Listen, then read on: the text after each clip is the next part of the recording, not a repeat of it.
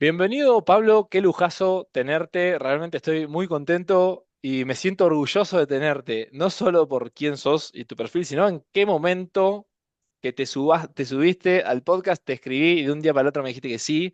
Y ahora vamos a spoilear después un poco por dónde va la charla. Obviamente que va a tener temas de Gen AI, pero qué justo que dimos la tecla con este invitado. Así que, Pablo, gracias, gracias. Presentate y arrancamos la charla.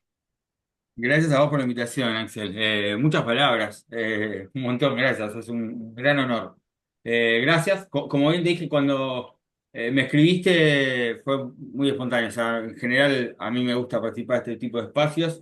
Me parece que suman, me parece que ayudan a la comunidad, a personas y demás. Y la idea es esa, así que vamos a ver si le podemos dar algo de valor a esa gente. Eh, bueno, soy Pablo Uzi, estoy como Chief Data and AI Officer en Walla. Eh, Hace ya unos 3 años y medio más o menos, así que atravesé bastantes etapas de la ya no tan startup Walla. Así que nada, estoy operando un equipo de Data and AI hace ya un tiempito y hemos de vuelta atravesado muchos desafíos los últimos 3 años, pero particularmente en el último tiempo todo lo que es relacionado con GenAI tomó un protagonismo importante por la disrupción que está ocasionando en la industria en general, ¿no? Total, bueno, creo que toda la audiencia conoce a Walla, pero si hay algún perdido, me gustaría que nos puedas resumir un poco qué es Walla, básicamente. Bien. Eh, Ualá es muchos dirían una fintech, es un banco en realidad, o son tres bancos porque operamos en tres países distintos, operamos en Argentina, México y Colombia. Argentina es nuestro país con operaciones más maduras o más longevas. En los tres países tenemos licencia bancaria, lo cual nos permite también poder dar otra flexibilidad en cuanto a qué productos ofrecer y qué posibilidad de cosas hacer. Al mismo tiempo tenemos responsabilidades que cumplir con reguladores y demás, pero nos permite hacer un delivery por ahí distinto en cuanto al tipo de productos que podemos ofrecer. Estamos hace ya unos 7 años, tenemos más o menos unos 8 millones, no sé si ahora 9, de clientes en la región. Eh, y básicamente ofrecemos productos financieros que tratan de facilitar la vida de los usuarios o a los clientes en algún aspecto distinto a lo que podría ser un banco convencional, entre comillas. Trata, si querés, de acercar o estrechar el lazo entre la vida financiera de las personas y la vida más social de las personas en el sentido de vuelta, facilitarles, hacerles más fácil el uso, que no tengan que entender mucho. Me acuerdo el típico caso cuando mucha gente compraba Dólar acá en Argentina, por si escuchan en otros países, era un instrumento casi financiero operar con Dólar, en donde tenías que comprar un bono, lo tenías que comprar en pesos y después lo tenías que vender en dólares y el bono servía para tradear entre dos monedas de cambio. Bueno, ahora lo tienen todos los bancos y es apretar un botón y decir, che, quiero transformar estos pesos en dólares y usan ese bono por detrás para hacerlo. Nosotros fuimos de los primeros en hacerlo y la búsqueda es esa, es lograr simplificar, facilitar a todos nuestros usuarios la posibilidad de usar distintos instrumentos financieros que pueden ser para ahorro, pueden ser para préstamos, puede ser para hacer una transferencia, lo que quieras. O sea, todo movimiento de dinero sí, o actividad que quieras hacer financieramente hablando, tratamos de generar una solución que sea fácil de usar y que al mismo tiempo le lleve algo de valor agregado extra al cliente en contraste con un banco convencional. Eh, y aclaro, no somos una billetera, muchos medios a veces dicen somos una billetera. No, somos un banco ya, o sea, ya somos Bien. un poco más que una billetera. O sea, podemos resumir que Walla es un banco. Después de Ahora es un ahí, banco eh, 100% digital, por decirlo de alguna perfecto. manera. Y me gustó esto que dijiste de que tienes 7 8 años y vos estás hace 3 y medio y que atravesaste muchos desafíos. Em, y bueno, obviamente que esto de Gen AI, que ya hace un tiempo que viene atravesándonos a todas las organizaciones, vamos a los desafíos. Me gustó esa palabra que dijiste y creo que este podcast lo escucha gente que atraviesa todo el tiempo desafíos y poder escucharlo de un líder que está al frente de una compañía como Walla. Hagamos doble clic en eso. Un poco qué desafíos te encontraste, por dónde fue la cosa, cómo los pudiste o no resolver o cómo los enfrentaste. Contanos un poco ese lado. Y, a ver, cuando llegué, el desafío más importante, primero fue establecer una visión o misión dentro del área que realmente maché con la empresa. O sea, en ese momento, distinto a lo que hoy pasa, el gran desafío, la gran oportunidad estaba en democratizar el acceso al dato. Cuando entré a Walla había muy pocas personas que tenían acceso al warehouse, muy pocas personas que tenían acceso al dato, y lo que solía pasar es que cualquier pedido, ya sea para una campaña de marketing o para corregir lo que sea, y que requería datos, pasaba por el cuello de botella de un equipo de BI que trataba de sostener esa operación. Para, ahí te hago un Eh, paréntesis por si hay alguien que no está 100% en dato. Cuando hablas de democratizar el dato, me encanta el término, es si yo internamente trabajaba en Walla, en otro área, o sea, si yo trabajaba en el área de marketing y quería levantar un dato para, no sé, segmentaciones, tenía que hacer un requerimiento a un área específica. Eso era lo que sucedía antes. Ah, ok, perfecto. Y vos trajiste más la dinámica de decir, che, si esa persona quiere el dato, lo tiene que tener en el momento que lo requiere de manera sencilla. ¿Va por ahí la democratización? sí, que tiene dos desafíos grandes que van de los dos lados. Desde el área de marketing, antes lo que hacíamos para democratizar, entre comillas, la información era armar un reporte, que era una tabla, que se actualizaba con cierta periodicidad y la gente se descargaba eso en un Excel, en un spreadsheet, lo que comúnmente pasaba en muchas empresas. Y lo que hicimos fue forzar un poco las cosas para generar una experiencia diferencial en nuestros stakeholders y que puedan acceder al dato de una manera amena, entre comillas. Así como Wallah trata de facilitarle la vida a los usuarios, nosotros tratamos de facilitarle la vida a nuestros stakeholders internos. ¿Y cómo lo hicimos? Básicamente, primero montando una operación que cambió muchísimo. No me voy a poner en temas técnicos, pero nuestra forma de ingestar data, de guardar data, era un tanto ineficiente. Tenía muchos reprocesos. Cada vez que había un error, había que volver a procesar esa ingesta. Incluso a veces barriendo toda la historia del dato. Y era algo que no escalaba. Eh, Hoy por hoy, mi ingesta en guardar, cuando alguien pide un dato nuevo y hay que guardar en el warehouse, tarda una semana como mucho, como muchísimo. Y al mismo tiempo tuvimos que forzar, entre comillas, a que muchos stakeholders, analistas y demás, se sienten en sus computadoras a queryar. O sea, Claro.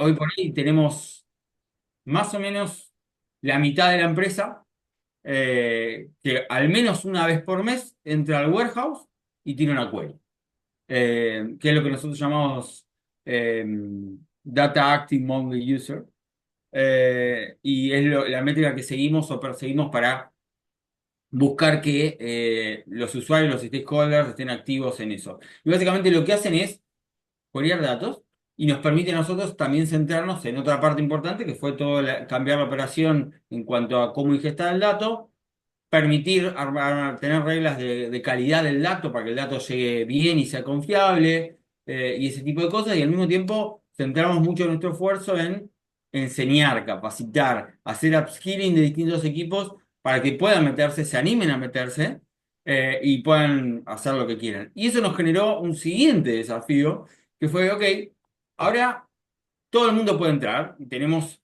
el gran desafío de generar adopción, pero mientras tanto los que ya entraron quieren hacer más cosas.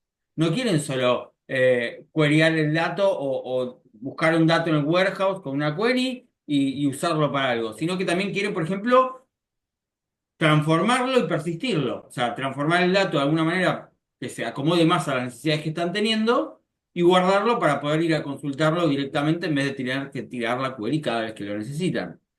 Y eso dijo, eso fue todo un desafío nuevo. Ok, ahora hay que ver cómo democratizamos no solo el dato, sino la forma de hacer un ETL. Lo que comúnmente en la industria de data se conoce como ETL es el proceso de extraer data, transformarlo y cargarlo en algún lugar.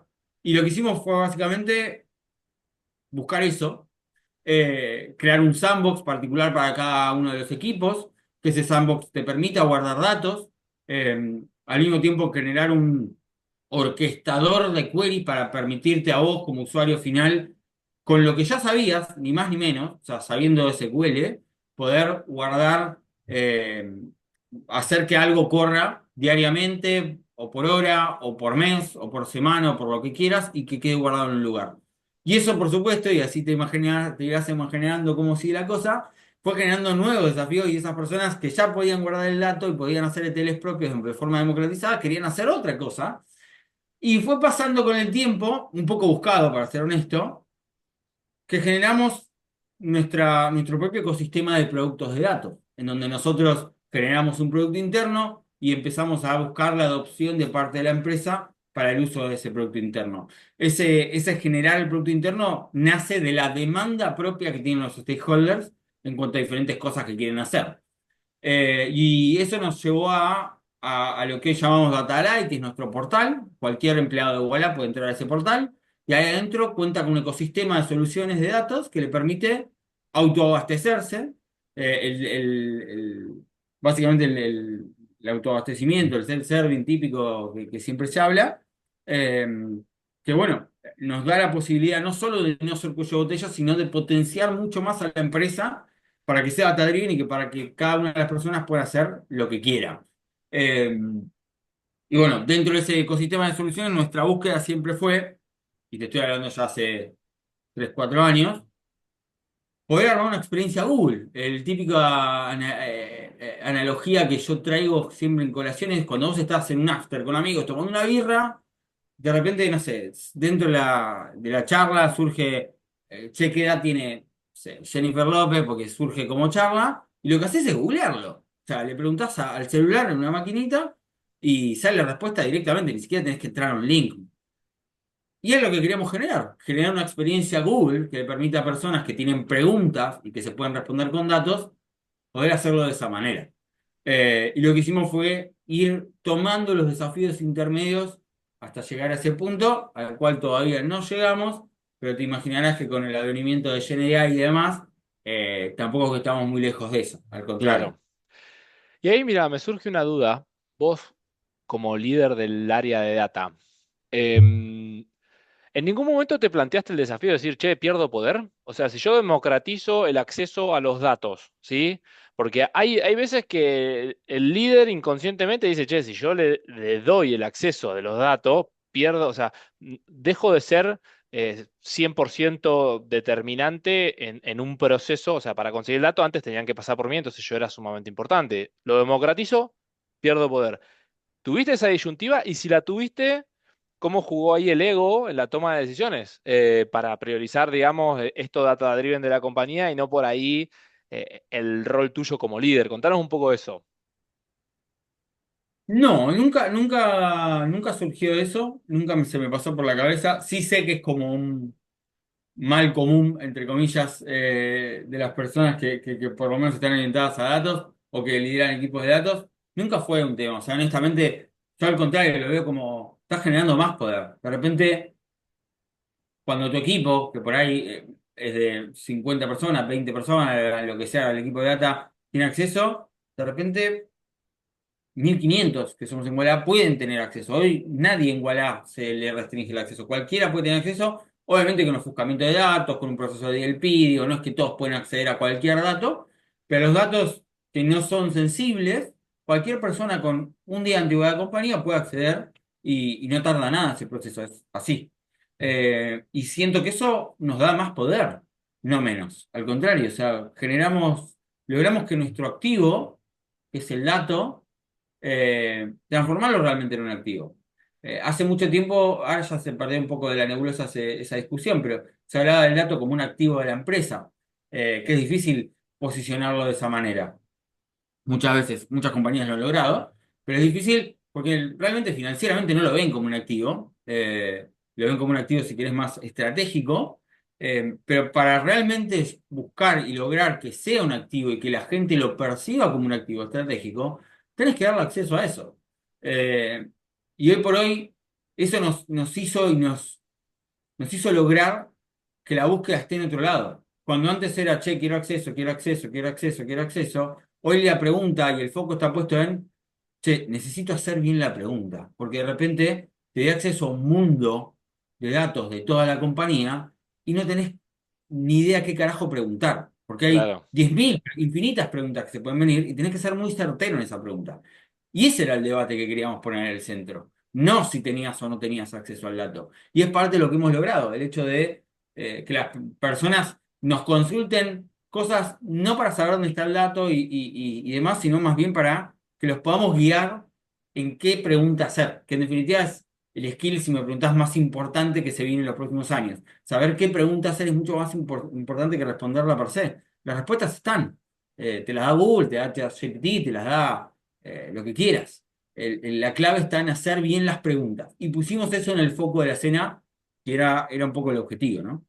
Me encanta. Y creo que me conecta muchísimo ya con GenAI. Quiero entrar un poquito ahí y un poco la importancia del dato. Contanos un poco vos, que estás metido y liderando un área tan importante como es Data and AI, y entiendo que también manejas todo lo que es analítica y bueno, equipos que están viendo eso, que, digamos, siempre en este podcast pasan invitados que hablamos de la importancia del dato, de tener el dato ordenado, de tenerlo disponibilizado. Ok, quiero, vos como especialista de datos, te quiero preguntar, ¿realmente por qué es tan importante el dato? O sea, contarle a la audiencia, o sea, ¿por qué cuando hablamos de GenAI, primero o sea, por lo menos yo siempre en las charlas que doy es, che, antes de pensar en GenAI, pensemos en cómo tenemos los datos.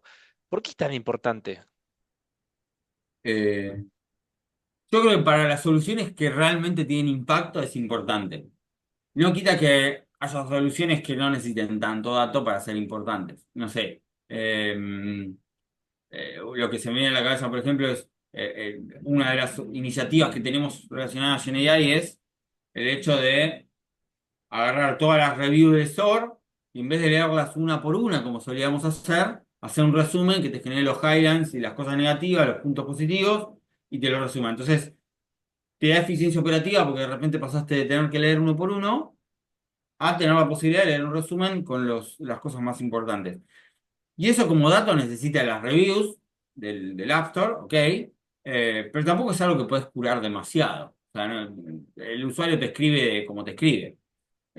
Ahora, para otras cosas más importantes y de más impacto, sí es crucial, te diría, vital.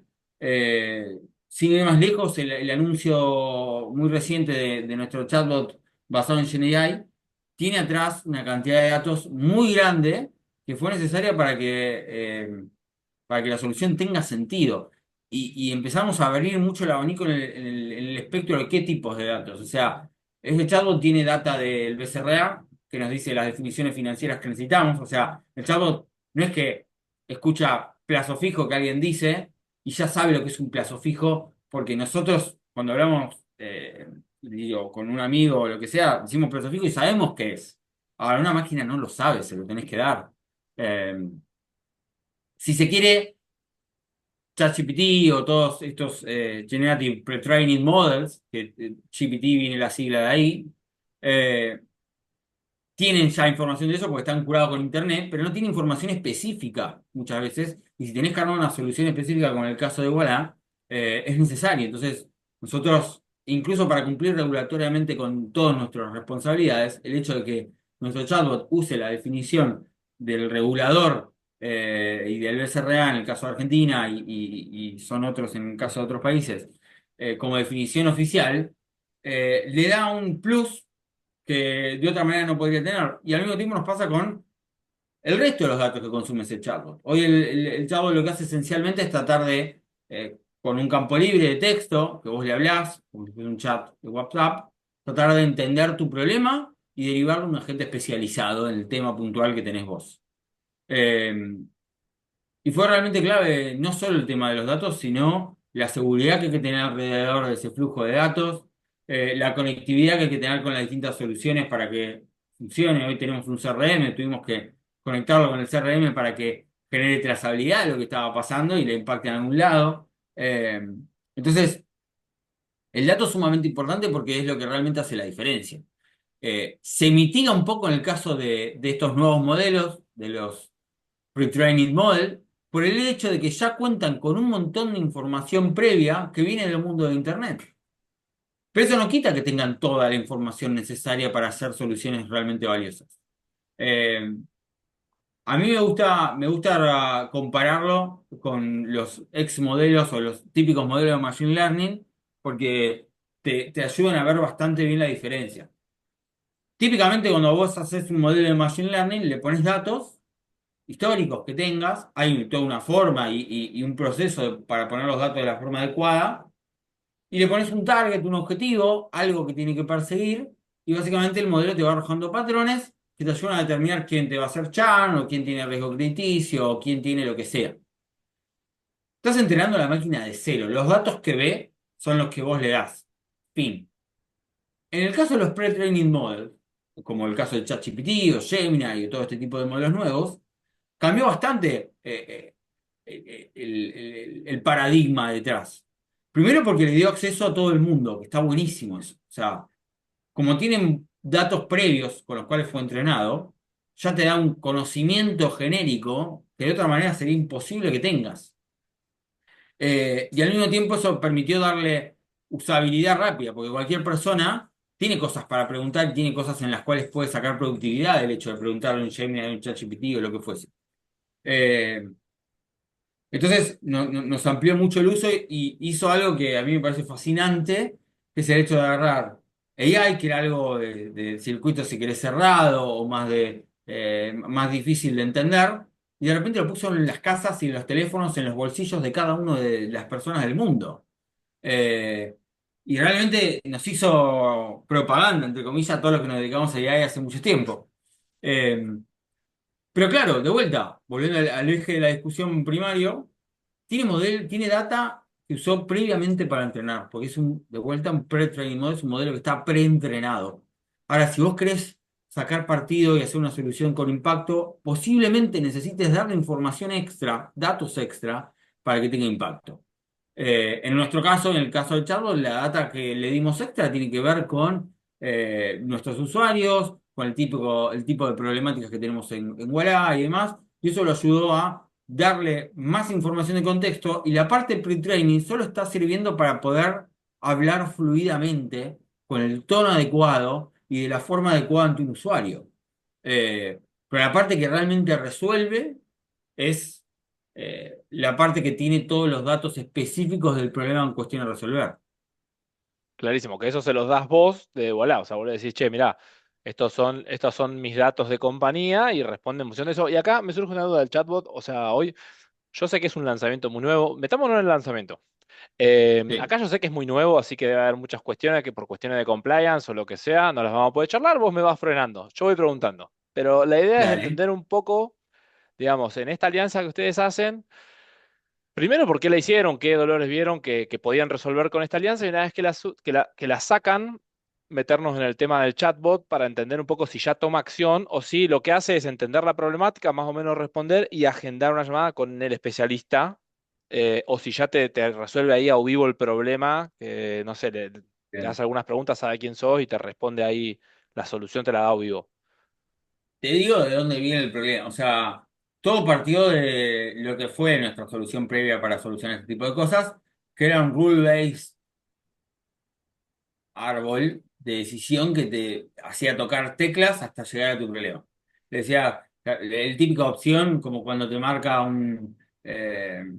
se me fue la palabra, pero cuando te hace una llamada telefónica y tenés que marcar opciones, los números, bueno, lo mismo, pero digital en el sentido de que era con botones y en un chat. Lo que tenés que hacer es ir siguiendo cierto flujito y en ese flujo paso a paso ibas llegando y decantando el problema en cuestión. Esa experiencia era una cagada para el usuario.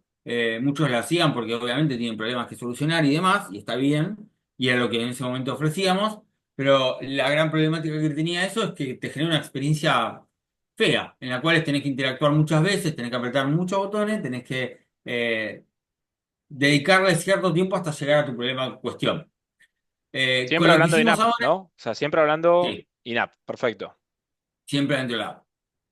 Lo que hicimos fue básicamente decir, che, podemos mejorar esta experiencia, podemos hacer que simplemente escriba a texto libre lo que le está pasando, el problema que quiere resolver, y que yo sepa, por lo que me está diciendo, a qué tipo de problema quiere abordar.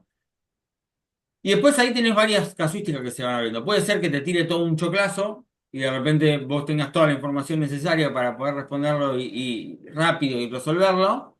O puede ser que sea más austero con las palabras y de repente te diga, tengo un problema con mi tarjeta de crédito y tengas que repreguntar. Entonces, básicamente lo que tuvimos que hacer es la lógica que permite, activar un circuito o el otro, en el cual en uno básicamente resolves y en el otro tenés que repreguntar de la forma más asertiva posible para tratar de minimizar la cantidad de veces que va a interactuar con vos el usuario. No porque no queramos que interactúe, sino porque nos hace más eficientes el hecho de que tenga pocos intentos de cara a llegar a su problema. Sí, la experiencia. Y después con Lo que dijiste recién, la experiencia del usuario ahí en la aplicación. O sea, 100% por ahí. Y después, si resolvemos o no resolvemos, hoy por hoy el chatbot lo que hace es derivar a un agente especializado que sabe de tarjeta de crédito, o sabe de plazo fijo, o sabe de tu problema puntual para responderte lo más rápido posible. No quita que haya algunas pequeñas features, algunas pequeñas características que sí ya sepa resolver de forma autónoma. Por ejemplo, el cambio de alias. Si vos le pedís un cambio de alias, no te deriva, sino que lo puede hacer de forma autónoma. Eh, Nada, ahí hay pequeñas oportunidades o quick wins que vamos a ir detectando y con la idea es poder ir resolviendo las cosas que más sentido tenga que sean autónomas, ¿no? bien, y acá junto tres términos, ¿no? GenAI, data y experiencia. Muchas veces, creo que a todos nos ha pasado, que en los bancos llamamos o tenemos algún reclamo, nos derivan y cuando vamos a derivación nos vuelve a preguntar absolutamente todo lo mismo. Y puede pasar que de vuelta te derivan y te vuelve a preguntar exactamente todo lo mismo. Mi duda acá es, te deriva al especialista. Ese especialista ya vos le estás disponibilizando la data para que ya sepa quién es y cuál fue su interacción con la inteligencia artificial generativa. O sea, te llama el asesor, pero ya sabiendo quién sos y qué problema tenés. Y en general no te llama, sino que sigue el chat en continuado, o sea, la Ah, experiencia perfecto. que dice, te voy a derivar, inmediatamente salta un pop-up que dice, hola, soy Lara, te voy a ayudar en este problema, o quien sea. Bueno, eh, con lo cual es un continuado y generalmente nuestros especialistas en el tipo de problemas que hay que resolver cuentan con un CRM en el cual cuentan con información del cliente y la usan para poder solucionar el problema. Así que no, la idea es que no tengas que... Se supone que vos ya estás identificado, logueado en la app con Claro. cierta seguridad por medio, con lo cual yo ya sé quién sos y sé todo el tipo de datos alrededor tuyo en cuanto a tu historial con Walla, digamos, ¿no? Perfecto, y el proceso está claro, o sea, primero empieza a hablar con la herramienta y lo deriva al especialista y por más, o sea, la experiencia del cliente sí es fluida porque sigue en el mismo chat, pero detrás pasa a haber una persona física que le está respondiendo sobre la solicitud que esté generando, básicamente.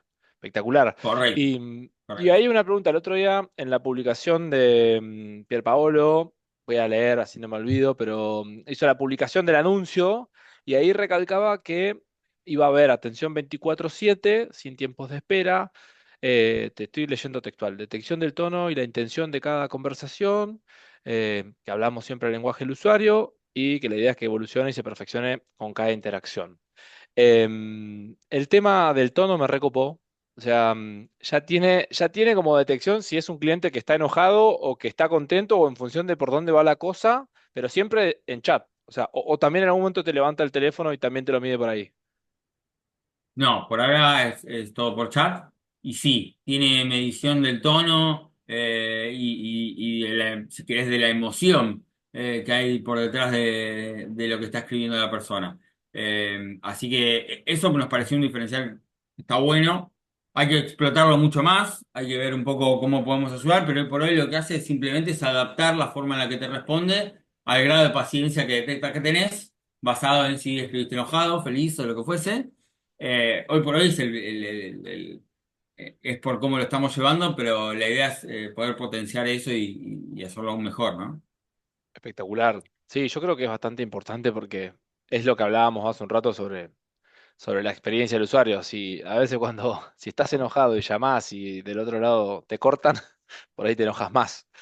Eh, pero, mm, Totalmente, pero bueno, más totalmente. allá del lanzamiento per se, hay una pregunta que me surgió que acá respondeme en lo que puedas. Pero entiendo que estás apoyado bastante en partners. O sea, debes tener cosas in-house y debes tener partners, seguramente. Si podés contarnos un poco tema partners que te hayan acompañado en este proceso, me interesa saberlo, sobre todo por la audiencia y lo que puedas, digamos, ¿no? Que podamos entender un poco cómo fue ese proceso, porque entiendo que, bueno, OpenAI, esa alianza, no es de un día para el otro, ¿cómo fue eso? Por ahí te decepciono con la respuesta. Pero no contamos con muchos partners, honestamente. O sea, salvo OpenAI, que obviamente, o sea, competir con OpenAI no tiene sentido. O sea, tiene el pre-training model basado en Generative AI más grande del mundo. Entonces, no podés competir contra eso, los tenés que usar en el mejor de los sentidos, por eso la alianza. Em, pero después para todo lo que desarrollamos lo hicimos in-house, con equipo Perfecto. propio. El equipo de data cuenta te diría, developers prácticamente. O sea, son developers en muchos aspectos, pero orientados a soluciones de datos. Entonces, lo construimos in-house y, y no contamos con muchos partners, honestamente. Por eso decía que por ahí te iba a decepcionar la No, no, me respuesta. imaginaba la respuesta, ¿eh? Ok, si lo hicimos así, fue una búsqueda también. Fue a propósito. eh, no porque no sintamos que un partner pueda ayudar, porque generalmente puede venir con experiencia, puede venir con un montón de cosas que nos ayudan, que nos pueden ayudar a acelerar. Pero creo que el capital más importante que tiene Ugalá es el equipo. Y creo que abastecer a ese equipo de los desafíos adecuados nos hace crecer, nos hace desarrollarlos, tanto a mí como a cada uno de los analistas del equipo, lo que fuese. Entonces, creemos mucho en esto de poder crecer acompañando un proyecto. O sea, para nosotros hubiese sido más fácil, entre comillas, eh, traer a alguien que ya había hecho un chatbot y decirle, che, este es nuestro problema, y queremos hacerlo, con las dificultades que también tiene, porque después para la puesta en marcha, la implementación, ¿no? Obviamente tiene sus cositas también. Pero en ese momento, cuando surgió la necesidad de hacer esto y supimos que era el camino, agarramos dos personas de Data Platform, que es uno de los equipos, que hacían cosas completamente diferentes. O sea, no usaban GenAI, no era el tipo de cosas que hacían. Estaban más en warehouse, en la arquitectura de nuestra plataforma de datos y demás y los centramos en esto. Eh, y primero fue mega positivo porque generó aprendizaje, generó desarrollo de esas personas, generó engagement con la empresa y fomentamos al mismo tiempo la actitud profesional de tomar nuevos desafíos, que es algo que buscamos permanentemente. Eh, y hoy por hoy esas dos personas siguen estando en el proyecto e incluso se sumaron más personas al proyecto porque vimos que tenía mucho potencial y que va a tener mucho más impacto todavía. Eh, Incluso abrió nuevas ventanas o nuevos desafíos que empezamos a descubrir a raíz de esto y que tienen que ver con GenAI también. Y es que lo mismo que nos pasaba, entre comillas, con el acceso al dato y la democratización del dato, vimos que iba a ser necesario con AI, con GenAI para ser más específico. Y arrancamos todo un track para entender cómo podíamos hacer para democratizar GenAI, porque de repente me pasa que tengo 100 pedidos distintos para poner en producción cosas que tienen que ver con GenAI, desde el resumen de las reviews que hablamos hace unos minutos, hasta cualquier otra cosa por ahí más de mayor impacto, tal vez. Entonces, surgieron muchas cosas y mientras surgían, lo que nos dimos cuenta es que las personas que más capacidad tienen para detectar las oportunidades con respecto a nuestra operación relacionada con GenAI son las personas que están operando con las manos en el barro haciendo cosas. Y que de repente es la persona, el analista que está leyendo todas las reviews y dice, che, esto es una cagada, no lo quiero hacer así. Claro. Eh, o el de marketing que está generando texto para una campaña. Son esas las personas. Y vimos que si no hacíamos algo íbamos a generar el mismo paradigma que se había generado en data hace un tiempo, hace muchos años, de no tener la democratización y de depender de data para poner en producción algo.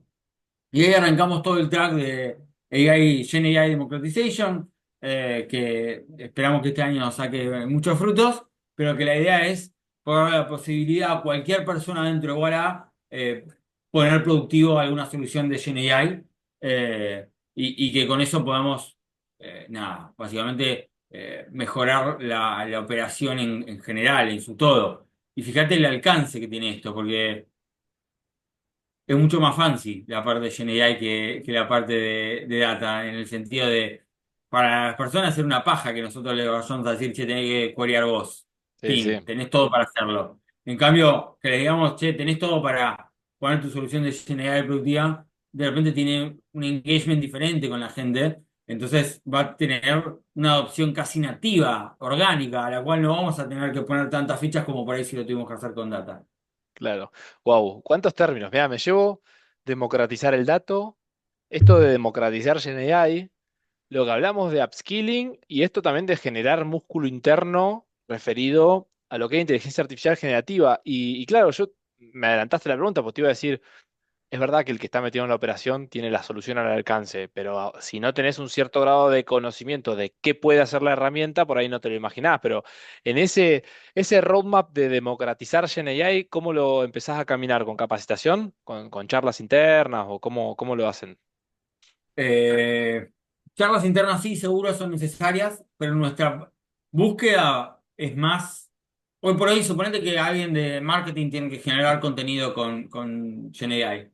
Y Sí. lo que hace es ir a algún GenAI, a cualquier, a un ChatGPT, a un Gemini, lo que fuese, que podamos poner en un entorno cerrado, y empezar a escribir, empezar a promptear para llegar al texto que quiere, y itera en el medio, ¿no?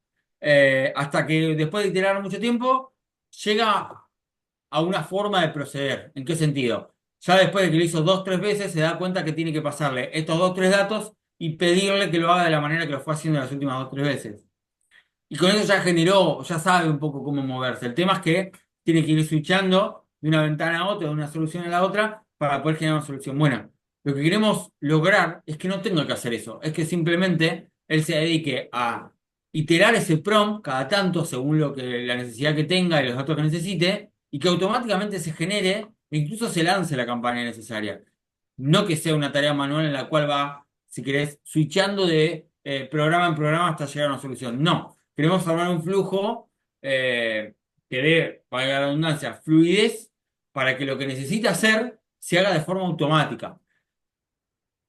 No sin antes que él autorice o lo que fuese, digo, el trigger final humano va a estar, probablemente, o no, dependiendo del caso, y sí dándole la potestad de poder ir iterando esa solución, de reprontearla, de pasarle nuevos datos, de pasarle nuevas cosas, para ir evolucionándola. Pero sí sabemos, o creemos, que GNI es una revolución, así como lo fue la revolución industrial, digo, es algo que vino a cambiar la vida para siempre y la forma en la que hacemos las cosas para siempre, y tenemos que aprender a convivir con eso, y nuestra forma de entender eso y de acompañar eso es crear un producto que, así como da facilidades para acceder a la data y queryarla, dé facilidades para usar GenAI en tu día a día, en las cosas más básicas que tenés, y de esa forma, nada, tener una operación, si se quiere, eh, más eficiente, por decirlo de alguna manera, ¿no? Y ahí pregunto, porque bueno, ustedes son nativos digitales, entonces por ahí las empresas como ustedes es más permeable las personas, ¿no? Pero si tenés que dar un porcentaje de uso, porque a mí yo te doy un ejemplo de lo que me pasa, literal, ¿eh? Las últimas A dos, ver. tres charlas que fui a dar de GenAI, la primera pregunta que hago es, che, levanten la mano cuántos usaron alguna vez inteligencia artificial generativa. Y les digo, ChatGPT cuenta, ¿eh? Y levanta X porcentaje, que ahora te lo digo. Y después de ahí le digo, che, levanta la mano quién la usa todos los días. Y levantan la mano menos, obviamente. ¿Qué porcentaje? Te estoy hablando, chicos, entre 25 y 35, 40 años. ¿Cuántos pensás vos que levantan la mano? ¿En la segunda o en la primera pregunta? En En la las primera dos, en todo. la que quieras. En la primera el 100%. Bueno, Eh, 5%. O sea, ni te 5%. doy la otra, ni te doy la otra. Charlas que te estoy hablando Mirá. charlas que te estoy hablando en una empresa de calzado muy conocida, que yo entré pensando que era 100% tecnología, charlas de redes sociales, o sea, que eran todos marqueteros, o sea, termina levantándome la mano el 2%. Literal. Te estoy hablando Buenos Aires, Neuquén, y otras provincias también. O sea, medio federal. Porque por ahí a mí me pasa que dentro de la empresa en la que yo trabajo, nada, todo el mundo ya la está usando, ¿no? Bien, ahora vos, poneme un porcentaje, si podés, dentro de Wallah, ¿cuántos la usan y cuántos la usan todos los días? Sería muy, muy, muy estimativo, porque la verdad que no lo sé, pero Real creo que la usaron alguna vez muchos, o sea, 90% si querés te tira algo, o 100 incluso me animo a arriesgar. Que la usan todos los días, sí creo que la métrica baja mucho. Por eso un poco la búsqueda de nuestra solución. Creo que, no sé, debe ser todos los días, no sé, o sea, estoy inventando, pero Está ponerle bien, es 30%, ¿no? ojímetro. No, igual el dato que yo, o sea, 90 me parece un montonazo, pero bueno, ustedes son nativos digitales, tiene sentido también. Pero es como que ahí De hay un vuelta. desafío, o sea, interno tuyo, entiendo que ya están permeables, pero ¿no te pasa que por ahí, no sé, querés levantar esos puntos y que haya resistencia a la usabilidad o al cambio referido a materia de inteligencia artificial generativa? Eh, Hay miedo, sí que hay miedo. Hay miedo porque hace las cosas mejor que nosotros. O sea, y cuando algo, ni siquiera alguien, hace las cosas mejor que uno, le da miedo. Eh, pero de vuelta, es tecnología nueva que ya existe. No puedes decir, che, tiene una bomba y deja de existir en la conciencia de todo el mundo. Ya existe, la tenés que adoptar. Salvando la distancia, la polémica, a los taxistas en su momento les daba miedo Uber, Claro. porque tenían un modelo de negocio más eficiente, entre comillas, para la sociedad. Eh, y al mismo tiempo cuando Netflix arranca, los blockbusters estaban mega asustados probablemente también. Y tenés dos opciones ahí. O tratás de competir con eso, tratás de adoptarlo, o o simplemente tenés miedo y te resistís y te pones a la defensiva y termina mal, digamos, ¿no? Blockbuster quebró.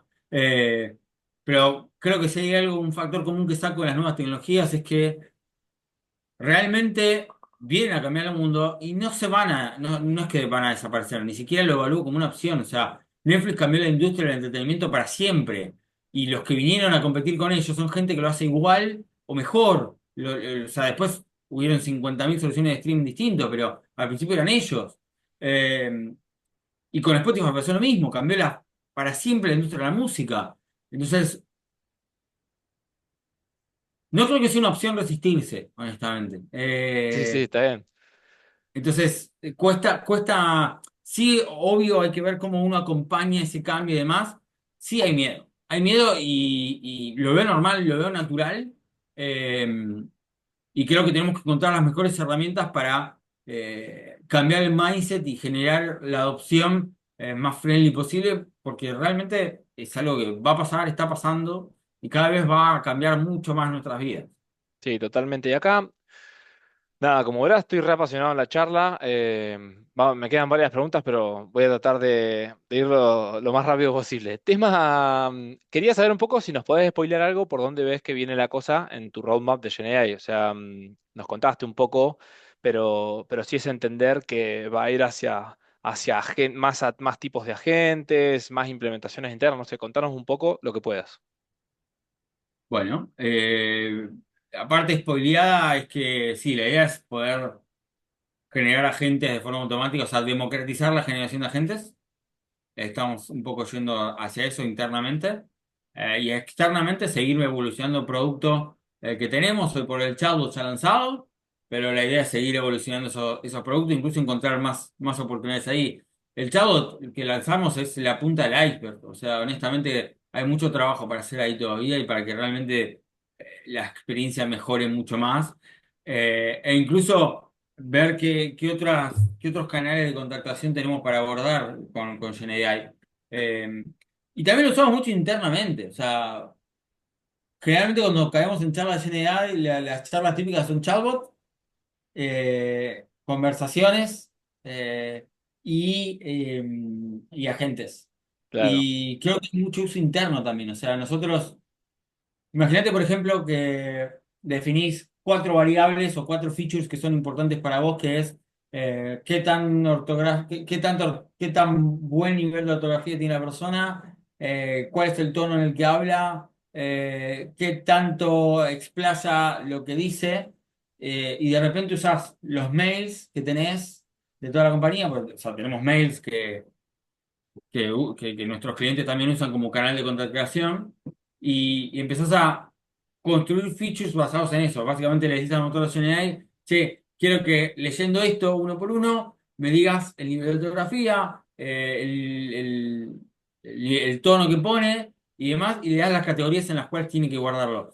Y esas variables después las usás para construir cosas, para modelos, para campañas de marketing, para tus modelos de machine learning, para lo que fuese que quieras. Eh, Creo que eso tiene un potencial muy grande, es algo de lo que se habla poco, y que realmente puede hacer la diferencia muchas veces. Nosotros lo estamos usando un poco para algunas de esas cosas. Incluso, de vuelta, para que infiera variables, que las infiere a través de otras variables que sí tenemos. O sea, sí, no se me ocurre ahora el ejemplo, pero básicamente que a través de lo que ya sabemos de la persona, pasarle esa data en un entorno cerrado a un motor GenAI que nos pueda dar nuevas variables, que puede inferir esa GenAI a través de esas variables.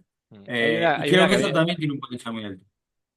hay una que a mí me gusta mucho, esto que estamos hablando de atención al cliente y la experiencia. Hay una que me encanta que es, que la tienen varios de las Big Tech, que vos llamás para hacer un reclamo, por ejemplo, que ustedes deben tener, no, bueno, no sé si tienen el canal de llamada, pero el asesor físico que te atiende tiene en su computadora inteligencia artificial generativa, sí, que obviamente está apalancada en el CRM, ya saben quién sos, todo, pero en tiempo real te va diciendo lo mismo que hablábamos hace un rato, te va diciendo el tono y te va diciendo, por ejemplo, qué porcentaje de attrition tenés en el tiempo real, ¿eh? ¿Qué porcentaje de attrition tenés? Entonces, en función de eso, no sé, qué descuento le tenés que decir o qué le recomienda al asesor, qué le tiene que decir en ese momento en función de la problemática que tiene. O sea, está viendo toda la problemática que tiene, le dice por dónde, qué soluciones brindarle y termina, ponerle que el cliente le dice, ah, bueno, listo, dale, mandame eso por mail, que yo hace un clic, tac, ya se manda el mail y ya se manda el resumen y ya se manda Vamos, el número del NPS. O sea, no le manda la encuesta al cliente, ya te lo levanta en función de lo que fue la charla, ¿entendés? Entonces, en tiempo real, el líder del equipo que esté analizando eso, está viendo en tiempo real el NPS, el humor de los clientes. No, tremenda, esa me encantó. Bueno, sigo. No sé si querés sumar algo de ese ejemplo, pero ese me encanta. no, me Em, encanta. El ejemplo está buenísimo. Bueno, creo que ese tipo de cosas se van a ver cada vez más fuerte. Todavía yo creo que está avanzando muy rápido y hoy por hoy las soluciones que se pueden ofrecer son, todavía le falta el impacto directo en la empresa, pero porque son modelos genéricos. Y todavía no hay tanta oferta de cosas puntuales hechas con GenAI. No sé, CRM, el CRM más famoso del mundo es Salesforce. Eh, no hay un CRM que tenga. Estoy seguro que Salesforce usa GenAI, seguramente. Pero digo, sí, no hay sí, un sí. CRM que esté identificado con ese feature de GenAI de cómo lo usa y cómo lo abastece. Entonces, si tenés una solución como la que acabas de nombrar, probablemente la tenés que implementar internamente, y eso te lleva tiempo. Todavía no Sí, sí. hay soluciones prearmadas para ese tipo de cosas. Y va a pasar. Estoy de acuerdo. Pablo, consulta, ¿nos podemos extender unos 5 o 10 minutos? No sé cómo estás vos de Obvio. agenda. Sí, dale. Perfecto. Pues yo estoy remetido en la charla, o sea, me vas a tener que cortar vos. No, Tranqui, no tiene- otra duda que me surge. Ahora después de la charla yo te voy a tirar un par de tips de estos ejemplos que te di que estaban muy buenos. Pero ahora me dijiste algo muy interesante y ahí me quiero poner en tu rol de líder. ¿Sí? Tu rol de líder, hoy. O sea, GNA Sí, está recontra en auge. Sacás el sí. anuncio. Primero, gracias por haberme dicho que sí, porque me imagino esa agenda estallada. Porque ahora, digamos, hablale a otros líderes que estén en tu lugar, que les empieza a estallar el teléfono todo el tiempo de todas sus áreas internas, decir, che, quiero implementar algo de eso que vi, ¿entendés? ¿Cómo es estar al frente de esta disrupción tecnológica, de este momento histórico que estamos viviendo? ¿Cómo lo manejás vos, estando al líder del área que un poco canaliza esas solicitudes? O sea, tenés una agenda, tenés un backlog. ¿Cómo podés llevar adelante ese proceso desde el punto de vista operativo, pero también desde el punto de vista del líder? Yo digo que muchas veces digo que me dedico al negocio de la confianza, pero porque imagínate el mundo startup. Tenés miles de startups que arrancan. Ahora, ¿cuántas realmente llegan al final? Que realmente digan un valor distinto. Son muy poquitas. O sea, el 1% en general. Y creo que a nosotros muchas veces nos pagan como líderes para poder entender de todo ese mundo de posibilidades, en vez de startup, ideas, llamémosle, ¿cuál es la exitosa? ¿Cuál es la que vaya al 1%? Porque si vos le dedicaste foco a una que está fuera del 1%, estás malgastando tu tiempo. Y creo que muchas veces eh, nuestro labor es encontrar esa que está en el 1%. Y a eso nos dedicamos, o me dedico particularmente, o lo veo de esa manera. Y creo que el problema cuando vienen con tecnologías nuevas es que sí o sí se quiere implementar para algo, sin saber específicamente para qué, pero se quiere hacer. Eh, y lo que hicimos es tratar de bajar el hype que hay. No para desacelerar, al contrario, le metimos muy duro a esto y aceleramos a fondo en el backlog, pero sí nos dedicamos un tiempo muy cortito a bajar a tierra la solución para entender realmente qué nos iba a dar y qué métrica íbamos a buscar. En este caso, te habrás dado cuenta, el caso de Charlo, nosotros estábamos buscando satisfacción, estábamos buscando una mejor experiencia, estábamos buscando que el cliente tenga que interactuar en el mejor de los sentidos menos con nosotros para llegar a su problema en cuestión. Tenemos esas métricas y las perseguimos. Y las perseguimos del minuto cero. O sea, siempre todo lo hicimos buscando que esas métricas vayan a mejorar X porcentaje. Eh, Ahora, hubiese sido bastante impulsivo y fácil también decir, che, armamos un chatbot, le damos toda la información de contexto, armamos una arquitectura bastante simple y la ponemos a responder.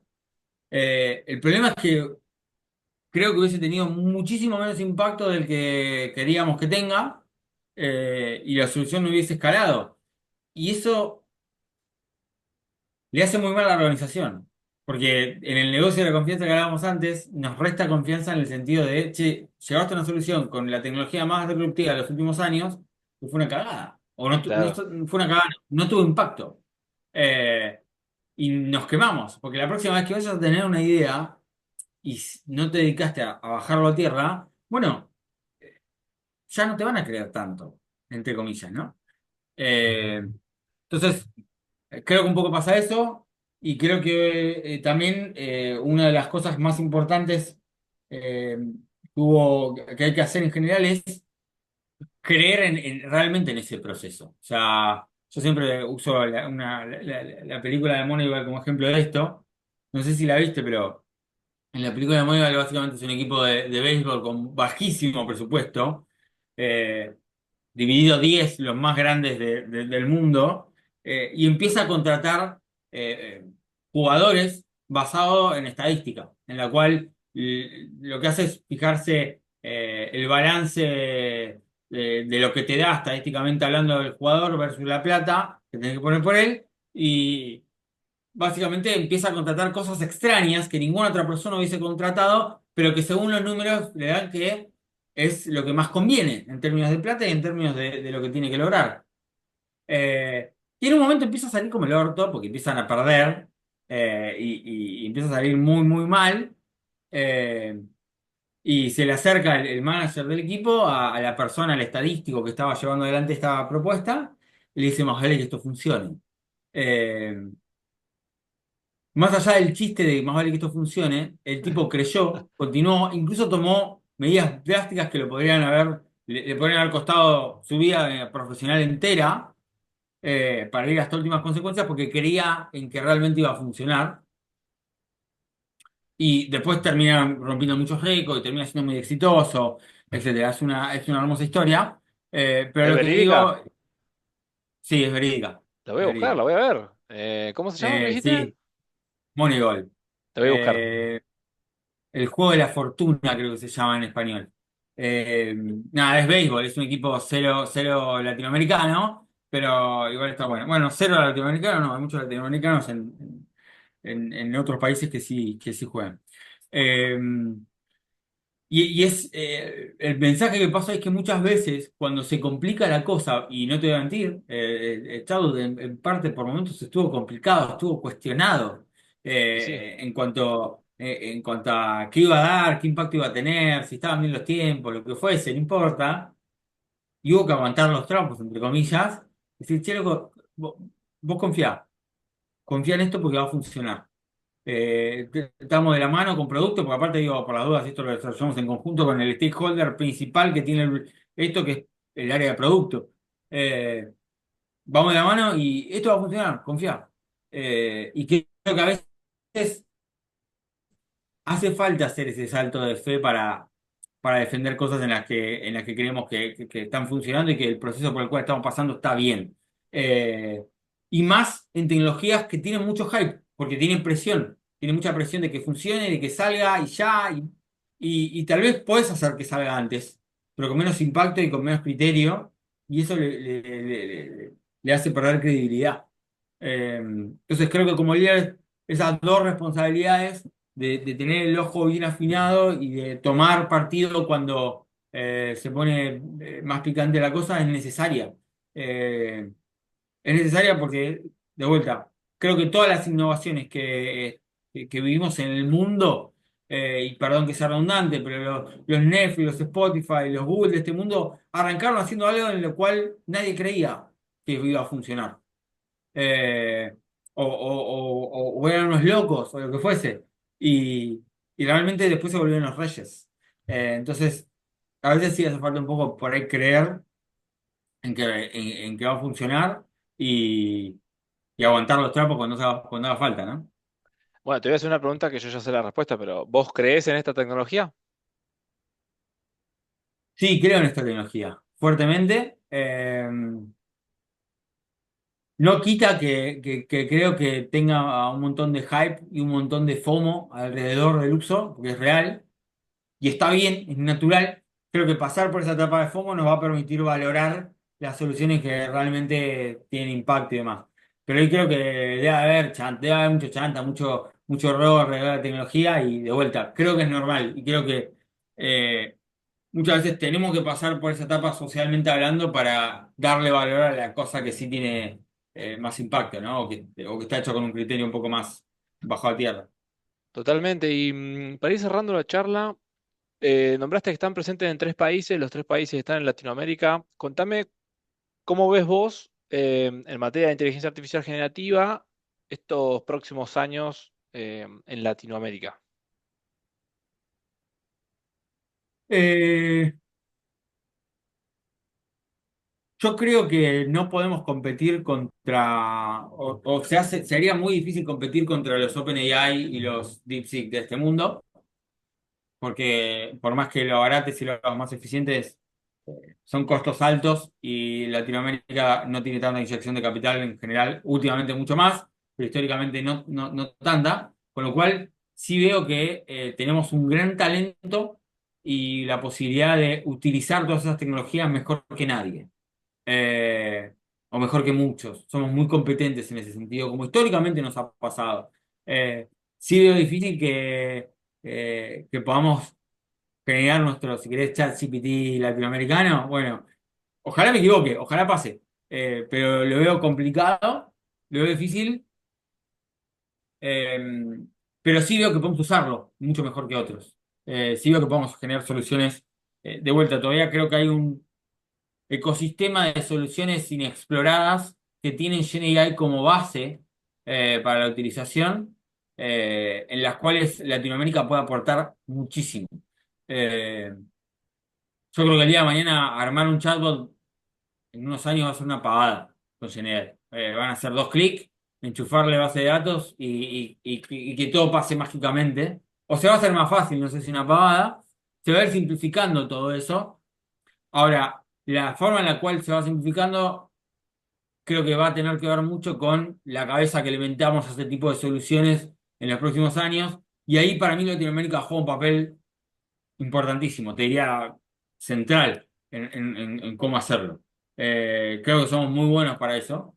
Eh, Así que creo que ese va a ser uno de los papeles más importantes que tengamos.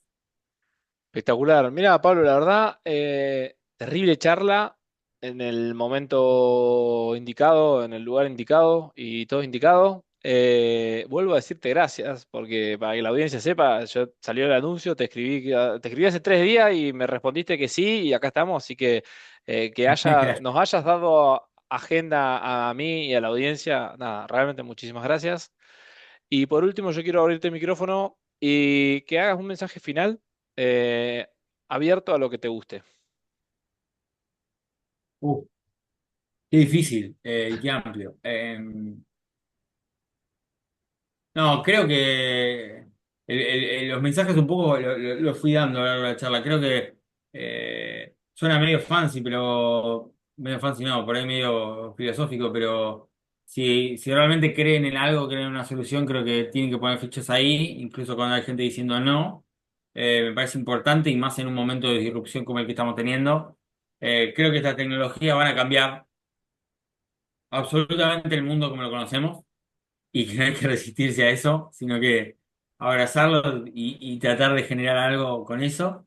Eh, de vuelta, ese último mensaje me parece creo que lo más importante. O sea, eh, cambios tecnológicos y nuevas tecnologías va a haber siempre y va a haber cada vez más. Y creo que resistirse no aporta nada, al contrario. Entonces, creo que de nuestro lugar no hay que tener miedo, hay que meter mano, hay que probar, hay que tocar, hay que buscar, hay que interiorarse, etcétera, etcétera. Y creo que es la mejor forma de acompañar todo esto hoy por hoy. Y no solo es una forma de acompañar y de transitarlo con menos miedo, sino también de generar valor a quien quieras, a tu circuito social, a tu empresa, a tu área, a tu amigo, a lo que fuese. Y eso creo que no se va a romper la emoción negativa que en general el otro día justo leí algo. eh, Cuando uno no sabe algo, o cuando uno le hace una pregunta y no sabe responder o no sabe algo, genera ciertas reacciones químicas que generan sentimientos negativos, como, no sé, angustia o miedo o lo que fuese. Y creo que es la parte que hay que intentar switchar, sobre todo con este tipo de tecnologías, y verlo con una mente más curiosa, y entender y meterse, y demás. Para nadie nació sabiendo. Esto, el que lo creó, lo arrancó creando sin imaginarse la importancia que iba a tener y sin entender un montón de cosas, arrancó de cero. Y creo que es un poco en alguna medida nos pasa a todos.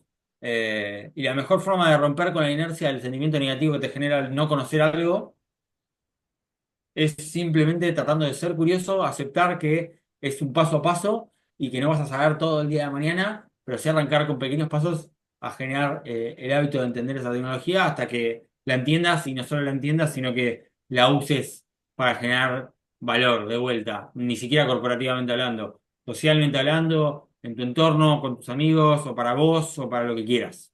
Y creo que ser curiosos y abrazar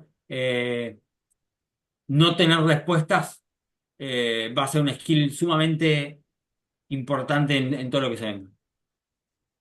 Tremendo, Pablo. La verdad, tremendo capítulo. Muchísimas gracias por haberte sumado y nos vemos la próxima.